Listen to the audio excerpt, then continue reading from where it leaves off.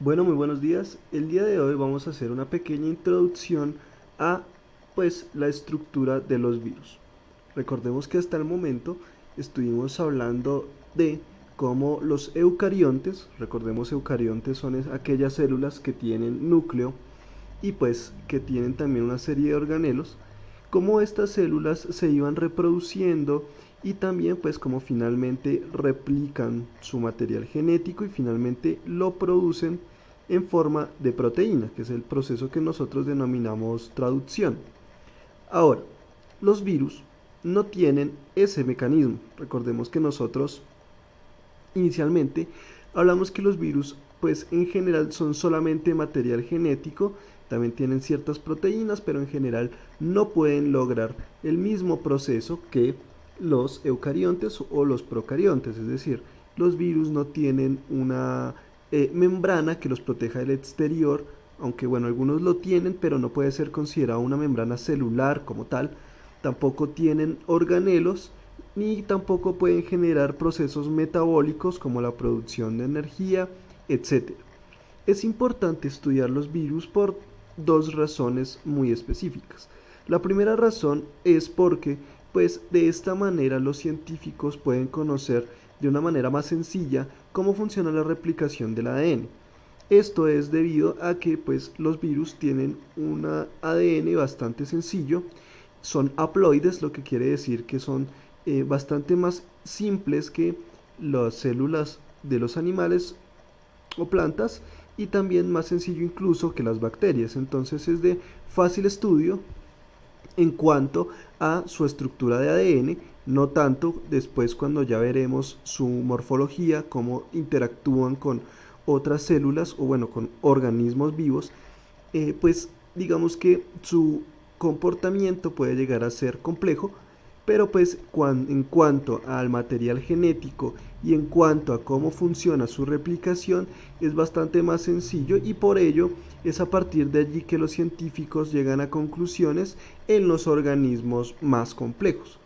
Eso por un lado. Por el otro, es verdad que los virus, nosotros lo sabemos, pueden llegar a ser patogénicos, es decir, pueden llegar a causar enfermedades y problemas en los seres vivos en general. Nosotros lo hemos estado viendo, ¿no? De primera mano en las situaciones que hemos estado viviendo cotidianamente en estos días. Es por ello que es importante conocer los virus desde dos puntos de vista. Uno para conocer cómo funciona la vida en la Tierra y el otro para también pues protegernos de estos mecanismos específicos que tienen los virus que terminan afectando evidentemente las células, otras células vivas en el planeta Tierra.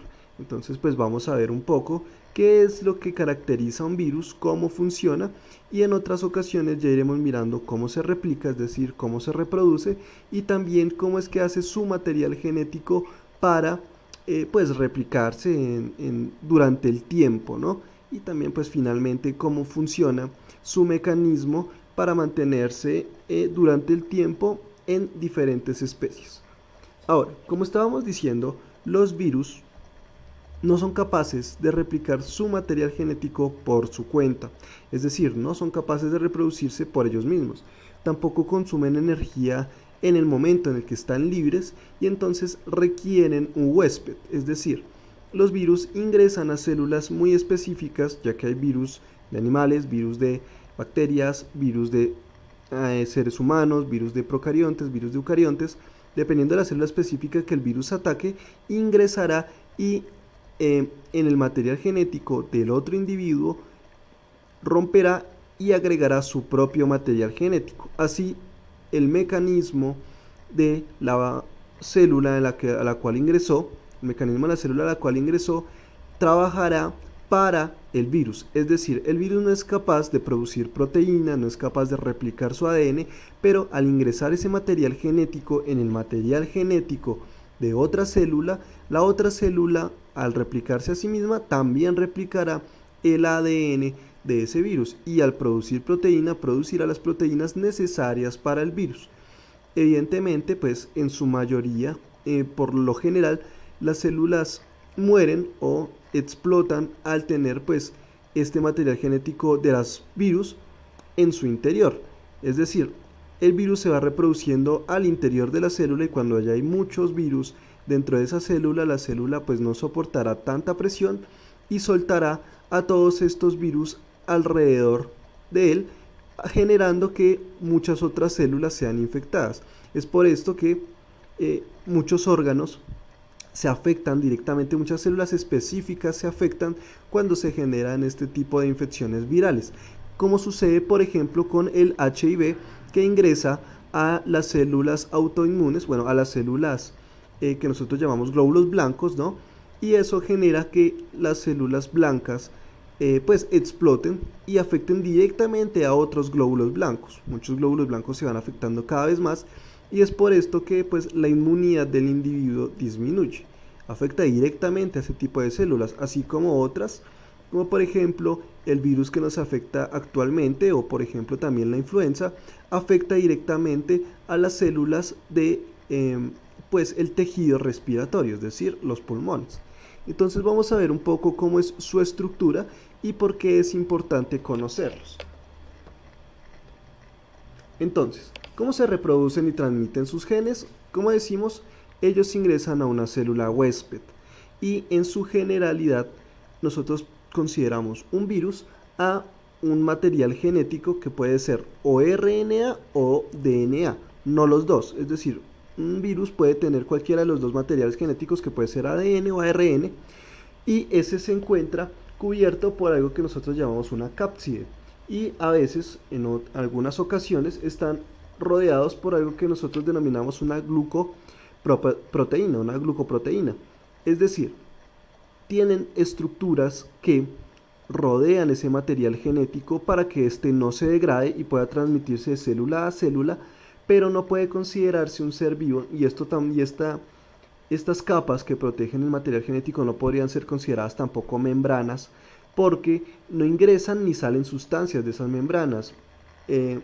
esas, ¿cómo decirlo?, capas. De esas capas no ingresan ni salen sustancias. El virus no consume alimento y tampoco excreta nada. Solamente sirven para protección en cuanto a materiales externos, a radiación, etc.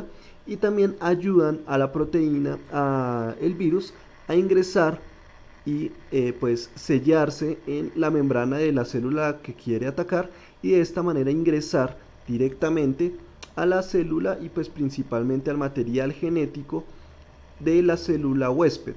Recordemos, este es un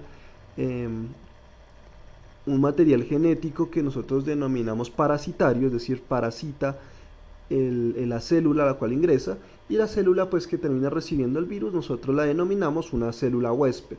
Entonces esto que vemos acá es la estructura general de cualquier virus. Ya veremos en otros momentos que los virus pueden cambiar su forma. Hay muchas formas en las cuales los virus se pueden presentar, pero esta es una de ellas y es la más general, en la cual si nosotros vemos en el centro está el genoma, que como nosotros decimos puede ser tanto ADN como RNA, pero es el material genético, la información como tal de ese virus.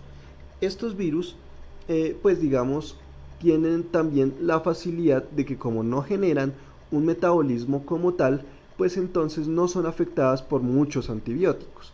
Es decir, un tratamiento de un virus es mucho más complejo que el tratamiento de una bacteria, ya que la bacteria, pues nosotros sabemos, como son procariotas, son capaces de ser consideradas seres vivos.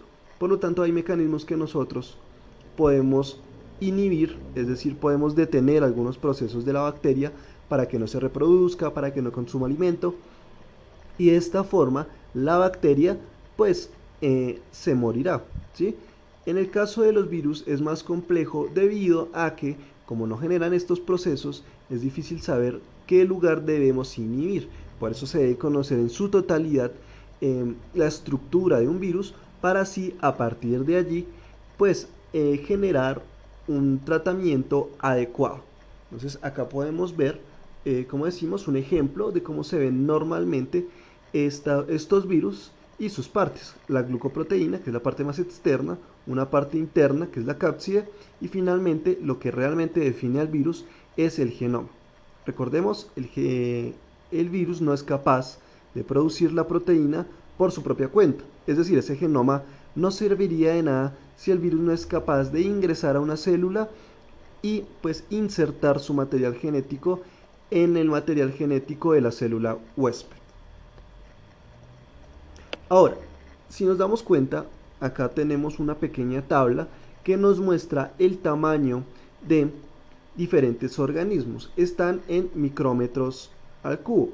Micrómetros pues es una unidad de medida bastante muy pequeña, ¿sí? Pero de todas formas es lo suficientemente grande para poder verse en el microscopio. Entonces, si nos damos cuenta, las protistas, hay varios, pues como vemos hay diferentes tipos de organismos. Las protistas son eucariotas y tienen un tamaño de entre 5.000 a 50.000 micrómetros cúbicos. Eso quiere decir que son de un volumen, en comparación a los otros organismos que vemos ahí, bastante grande, ¿sí? Son células eucariotas, es decir, de las células que estamos conformados nosotros, y vemos que en comparación a las demás son bastante grandes porque son bastante más complejas. Si vamos al final de la tabla, vemos el virus de la influenza, que es lo que nosotros denominamos la gripa, ¿no? Y un poliovirus. Ambos son de tipo virus y si nos damos cuenta, ellos dos son de, entre toda la tabla, los más pequeños. Entonces eso también afecta un poco el estudio de los virus en cuanto a su tratamiento, debido a que muchas veces no es reconocido por el microscopio y tenemos que buscar pruebas extras, pruebas bioquímicas o pruebas genéticas que determinen que realmente ese virus hace parte de, pues primero del material genético de pues los seres vivos que están siendo afectados, pero si tenemos el virus libre tenemos que buscar otro tipo de pruebas mucho más específicas para ese virus en particular. Eso genera una dificultad en el estudio de los virus. Ya en una próxima ocasión estaremos hablando un poco más de cómo funcionan estos virus en otros contextos. Así que nos veremos en la próxima oportunidad. Espero que les haya gustado, que hayan aprendido y nos vemos en la próxima oportunidad. Muchas gracias.